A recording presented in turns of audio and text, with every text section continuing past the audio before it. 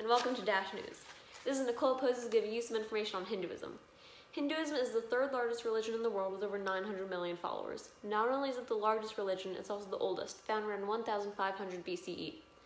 One of the reasons Hinduism has so many disciples is because it's also a philosophy and culture. There's no standard way of practice, and it's one of the most tolerant religions. Hindus believe in a universal spirit called the Brahman, an eternal being that encompasses everything in the world, even the gods. The three most important gods, otherwise known as devas, are active manifestations of the Brahman. They help maintain order. Their names are Shiva, the destroyer, Vishnu, the preserver, and Brahman, the creator. The ultimate goal for all Hindus is to reach moksha and join the Brahman. This allows them to escape the constant cycle of reincarnation, which is the process of being reborn into the world lifetime after lifetime. Hindus call this samsara, the rebirth of the soul. Even though your body may be gone, the human soul known as the Atman is a part of the Brahman and therefore indestructible. When somebody dies, it is believed that the Atman lives on in somebody else until it can find peace. If a Hindu follows their dharma, a set of spiritual obligations, they will have a good karma in their next life, which allows them to have a higher social status. Once they work their way up to a high enough level on the social scale, they're able to reach moksha and finally reunite the soul with the Brahman.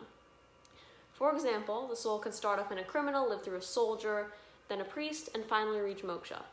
Throughout Hindus' many lifetimes, they worship gods and sacred texts.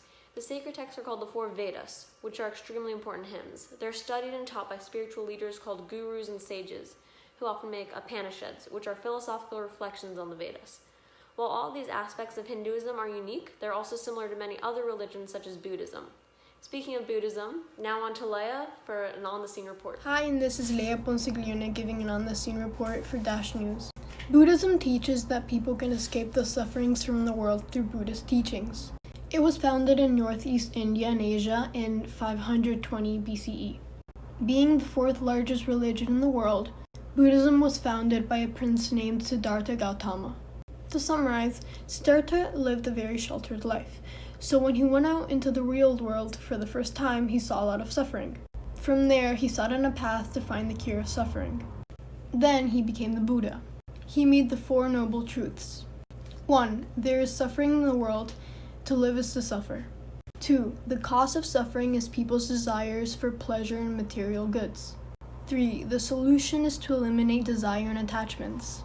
And 4. To reach nirvana, one must follow the Eightfold Path. The Eightfold Path is the path to nirvana. Nirvana is a state of perfect peace in which the soul would be free from suffering forever. The Eightfold Path consists of right intention, right speech, right livelihood, right concentration, right mindfulness, right effort, and right action. If nirvana is not achieved, then the soul will be reborn to live through the cycles of suffering again. A Buddhist temple or a monastery is a place of worship for Buddhists, where I happen to be at right now. Temples in Buddhism represent the pure land or pure environment of a Buddha. This is a statue of a Buddha. The spiritual leaders of Buddhism are monks or lamas. These are the sacred texts of Buddhism, which are words recorded from the Buddha. There are 3 types of Buddhism: Theravada Buddhism, Mahayana Buddhism, and Tibetan Buddhism. Thank you for listening to my on-the-scene report about Buddhism. Enjoy the commercial. Are you addicted? To be honest, you probably are. I don't know why I asked that. But that's alright, because we're here for you with our new Holy Smokes nicotine patches. So say bye to those lung-destroying cigarettes, you disgusting individual, and hello to Nick patches, because they're here to save your day. So, hooray, hooray. You get to be a good little Christian, no more smoking, you won't die of lung cancer at a young age, woo, yay. This has been promoted by the Jews.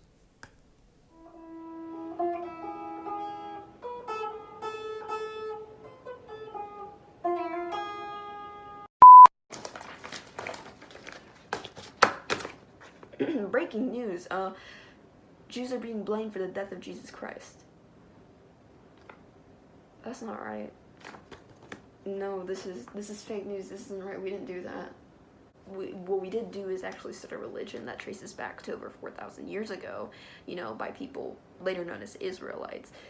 It's actually a monotheistic religion surrounded by the idea that the heart of Jewish prayer is actually that God, or Adonai, listens. The sacred text that explained the story of their people is actually called the Torah, or in Christianity, later known as the Old Testament. Moses was actually the father of Judaism, however, Abraham was known as their greatest prophet or proclaimer of the will of God. Before we get into the prosecution of the Jews, which actually ended up happening quite often throughout history, I wanted to recognize the day of rest and prayer, or in Jewish religion also known as Shabbat. Depending on how orthodox or how conservative you are will determine on how you celebrate it, but generally it's a day that may refrain from using physical labor, or it may go even as far as avoiding using an electrical device or prohibited activities. Before Jesus came, anybody who would later classify themselves as Christians or a part of Christianity was actually originally Jewish. So no, we didn't kill Christ. The Romans did, but we may or may not have given them the incentive to do so. Judaism actually became quite large until around the 1940s when World War II started and Nazi Germany decided they didn't like us so much, so they decided to put all of their social and governmental issues and failures onto a religion full of people, meaning that we had taken part into a mass genocide where we were the victims and were placed into large concentration camps and lost millions and millions of lives. So religion that was originally quite large had decreased in size by drastic amounts. And that wasn't the only anti-Semitic blame. We were also blamed for 9/11 by people who created conspiracies because they refused to believe that it was a terrorist attack. Oh, okay, so next we got Delfin on scene for Christianity. Hi, I'm Delfin. I'm live and on the scene in hell. As you can't tell, it's very chilly. So here's Christianity, based on Jesus, the Son of God, and the Messiah. It provides 3 different schools of thought, which are Catholic, Orthodox, and Protestant. Catholic, being the more popular of the two, is followed by 1.3 billion people. The Orthodox Church is made up of multiple churches which are united by faith and common theology. Protestant Church is made up of 40% of all Christians. It was created to fix perceived problems with the Roman Catholic Church and base salvation on faith and not the amount of good you've done. In Christianity, it is said that there is an afterlife where your soul may rest in heaven and you can chillax it up with God. But if you live a blasphemous life, you enter hell, ruled by Satan, where you will be tortured for all eternity. Here's a demon. He's a little camera shy, but we're going to talk to him a little bit about Christians. They worship God at a place called church, and it is where they meet on Sunday, which is the day of worship. The cultish gatherings are led by either a priest, pastor, or reverend. Now, God exists in 3 parts: the Father, the Son, and the Holy Ghost. This is labeled the Holy Trinity. God also inspired the Bible and created the world. Now it looks like this is all the time I have, and thank you, good night. Is that Stalin?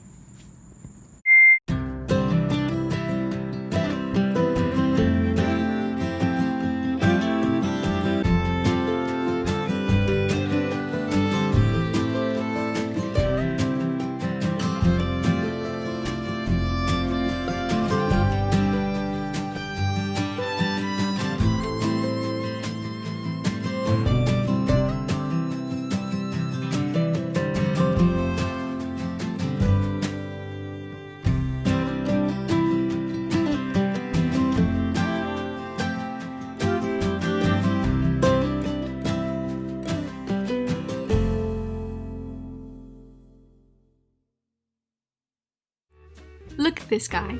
This is Jerry. You don't want to be like Gary. He's in hell. Why is he in hell, you ask? Well, it's because he could have used our product, but now he's stuck wandering in hell for eternity. Our product has been used for murderers on death row and countless other felons. Where did they end up? Well, in heaven, of course. Now you're asking yourself, what is this revolutionary invention? Well, folks, it's called Repent. And it's really simple to use. Number 1, forgive yourself. The first step is to remember that you are human and we make mistakes. There's no limit to forgiveness. Number 2, change your environment. Simply do better for your community and the people you interact with. You are the only one who can make your way of life better. Number 3, pray, pray, and pray that you are worthy of God's forgiveness. And quick reminder, if you are already in hell, you cannot repent.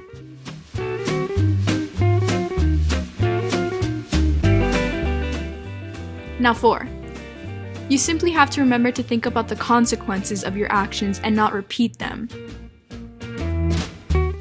That's it, and all for just signing into your nearest church. Don't be like Terry. Give it a try before you die. Welcome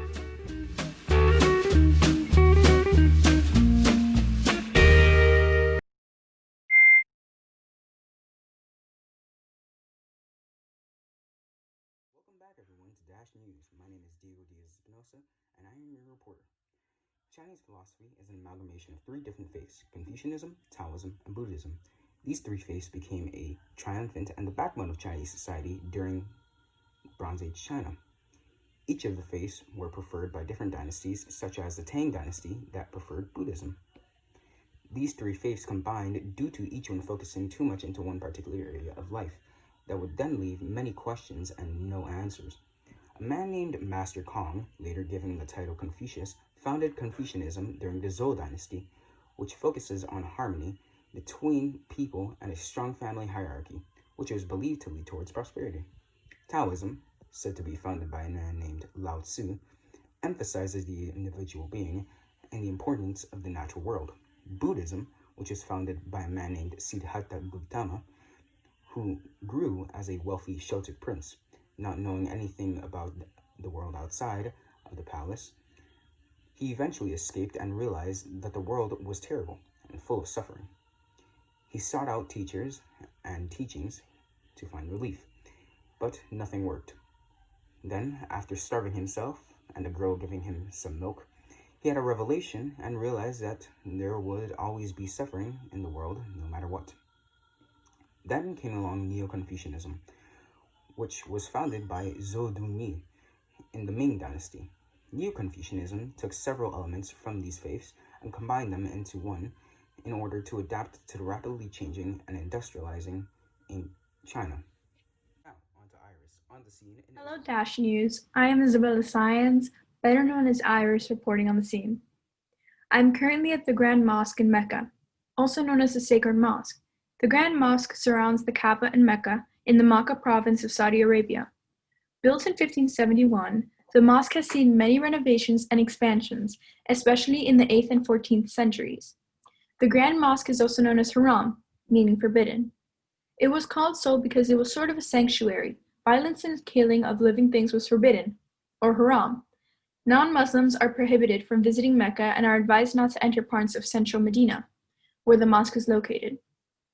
Worshippers are called to prayer 5 times a day from minarets, towers, on the mosque corners. Normal day of worship is Friday. Followers of Islam are called Muslims. Muslims have a monotheistic message, meaning they only believe in one God, Allah.